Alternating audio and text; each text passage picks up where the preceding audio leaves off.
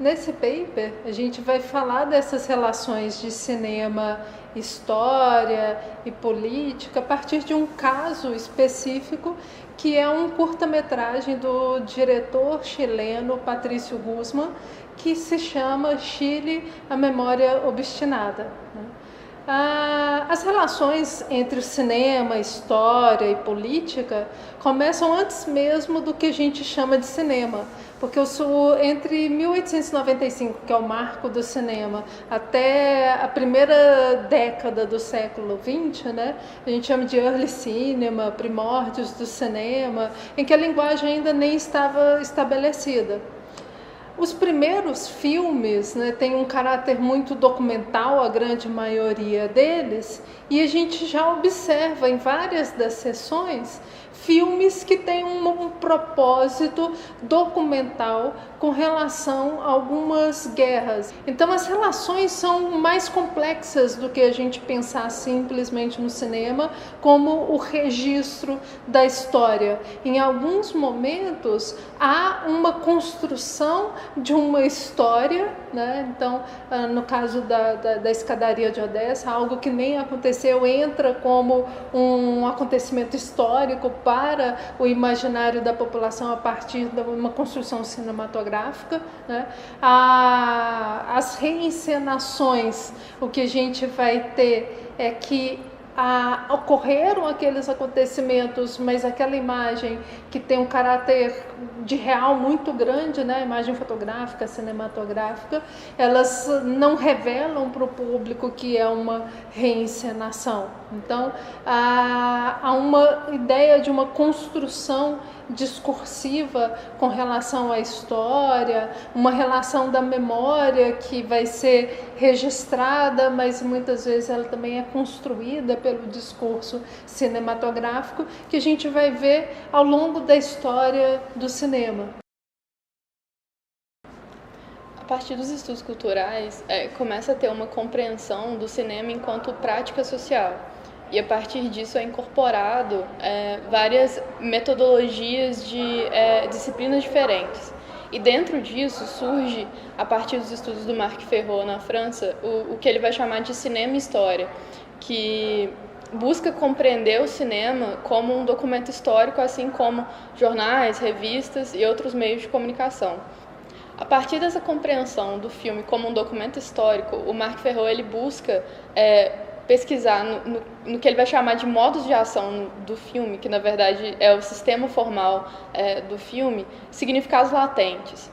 Então, que também coincide um pouco com a ideia do Krakauer, quando ele tenta entender qual que era a psicologia, o pensamento da sociedade alemã na época do nazismo. Então, ele vai estudar a partir da temática do filme o que estava acontecendo naquela sociedade no momento. O Marc Ferraud ele vai trazer isso um pouco para elementos da própria forma do filme. Então, a questão de algumas ações simples, por exemplo, uma elipse ou um close-up, ele vai procurar qual que é o significado latente disso, um significado que até mesmo escapa o que o realizador estava buscando com aquilo. Então, muitas vezes, o realizador faz aquele filme e ele pode tomar significados diferentes a partir dessa constituição da forma.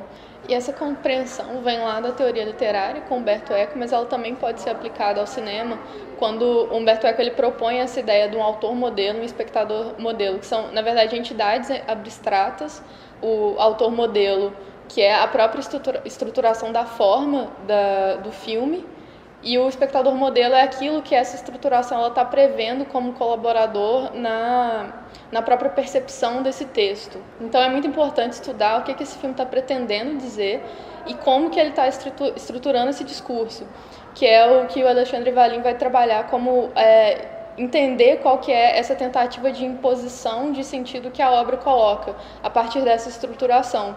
Então, essa ideia de que certos procedimentos, mesmo que coisas que pareçam à primeira vista pequenas, ao analisar essa construção do discurso, vai adquirir um significado e Isso vem também, coincide também com a ideia da própria teoria do cinema, lá do Bordow e da Thompson, que é a ideia de estudar o filme enquanto uma estrutura formal, de entender quais que são os próprios princípios formais da obra a partir dessa união dos elementos narrativos e estilísticos. E a partir dessa análise, entender qual que é o conteúdo latente que o filme está propondo.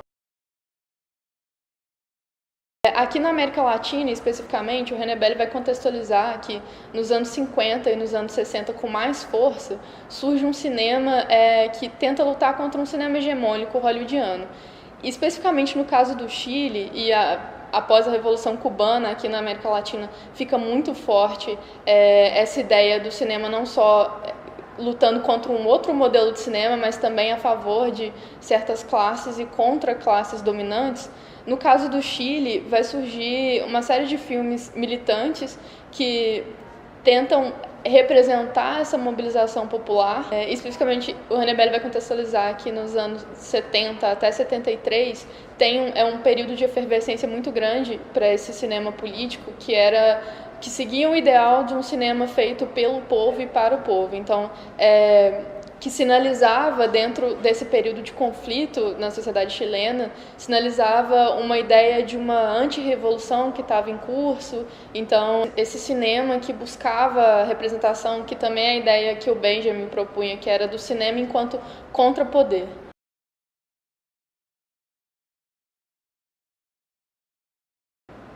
O Patrício Guzmán, né, esse diretor chileno, que vai ser um dos grandes nomes desse cinema político latino-americano nos anos 70, ele tem uma obra monumental que se chama A Batalha do Chile, que é uma trilogia que ele filmou entre os anos de 1974 e 1975, lembrando que o golpe militar no Chile é de 11 de setembro de 1975, ou seja, ele filma a Batalha do Chile durante o governo Allende e registra todo o movimento que foi feito para derrubar esse governo, e inclusive esse dia fatídico para a história do Chile, que é o bombardeio à sede do governo, né, La Moneda, onde se derruba o Allende morre, né, e morre com ele, de certa forma, um sonho da esquerda mundial. Após esses acontecimentos, o Patrício Guzmán, como milhares de chilenos, né, eles têm que se exilar, e o material filmado ele só resiste porque um tio dele envia esse material para o exílio, e o Patrício Guzmán, no exílio, ele monta a Batalha do Chile, né? Então é nesse contexto do cinema político latino-americano que se entendia o cinema como uma forma de organização discursiva, como uma forma de mobilização política, ou seja, o filme não era só um registro, mas o filme em si, de certa forma, era um ato político, né? O filme que a gente analisou, que é o curta-metragem Chile, A Memória Obstinada, ele foi feito 23 anos depois. Foram 23 anos de ausência do Guzmán no Chile. É a primeira vez que ele volta ao Palácio de La Moneda e ele leva com ele Juan, o personagem que seria o personagem principal desse documentário, que era parte da escolta do Allende e que sobreviveu a esse ataque. O que acontece, então, na estruturação do documentário é que, desde o início, a gente percebe o documentário como um dispositivo em que vai se acionar uma memória ali. Então, não é simplesmente o registro de um acontecimento, é a filmagem que propicia isso que vai ser registrado, ou seja, é o cinema que provoca esse acontecimento. E o acontecimento inicial é o confronto do Juan com a sua memória, quando ele adentra a La Moneda e vai relembrando o que aconteceu naquele momento, né, 11 de setembro de 1975. logo no início vai se repetir uma imagem que está também no início da Batalha do Chile, porque é a imagem do trauma político que é esse golpe militar, que são os aviões atacando La Moneda, bombardeando La Moneda, ou seja, a sede do governo chileno. A primeira vez que um projeto socialista foi levado ao poder pelo voto, né, que é o que representava o Allende. Era outra opção em relação à Revolução Cubana, né? A partir daí, as imagens do Batalha do Chile, elas são contrapostas aos momentos de rememorar de alguns personagens, do Juan, de outros sobreviventes da escolta do Allende e de militantes, que a gente vê a imagem deles nas manifestações nos anos 70 e eles nesse momento histórico do Chile, né, nos anos 90 já, eles se reconhecem ali, então há uma memória individual que é reativada, mas a partir dessa memória individual se pensa numa memória desse país, numa memória coletiva, que o filme dispara esse processo de rememorar.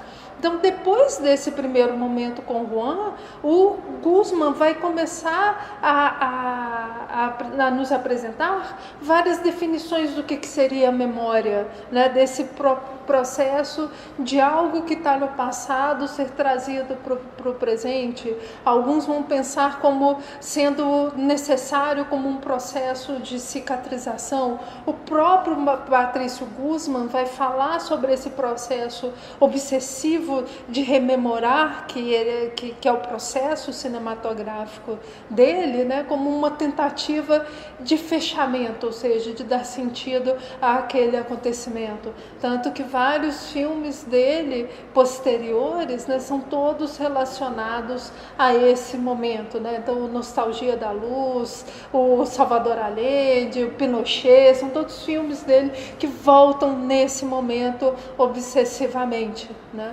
E, por fim, ele vai registrar as sessões que ele fez da Batalha do Chile para jovens chilenos, colegiais e universitários, que desconheciam essa versão da história do seu próprio país. Então, o Batalha do Chile, ele vai se tornar um documento histórico a partir do qual, né, ele vai se tornar, portanto, um dispositivo cinematográfico a partir do qual o Guzmán provoca uma discussão aí já relacionada à memória coletiva.